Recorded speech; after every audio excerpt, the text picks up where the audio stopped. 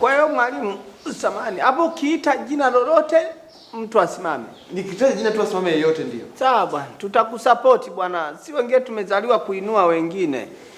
Fisa billahi, pata wewe tukose sisi.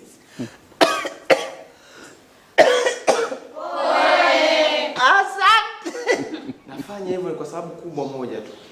Sio, umeelewa? Ndio mwalimu. Mimi kama mwalimu ni lazima niwajue wote majina yenu. Sawa? Lakini ni lazima niwe chanzo cha wanafunzi kuelewa, tuelewane darasani. Akiondoka naona kama mjanielewa, mmeniharibia kibarua. Sawa? Hebu tushirikiane kwenye hilo, si ndio? Sawa. Of course mimi nawapenda sana darasa langu. Na Mungu awasaidie, naamini kwenye mitihani yenu mtafaulu vizuri sana. Mwalimu, ulipo mpole leo, ungekuwa mpole hivyo kila siku, ingekuwa raha sana. Mcheshi sana. Nawapenda sana, sawa eh?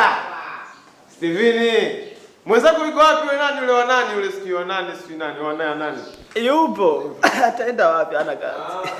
Kidege la amekuja? Kidege la yupo, anaenda nisaidia sijui. Yupo.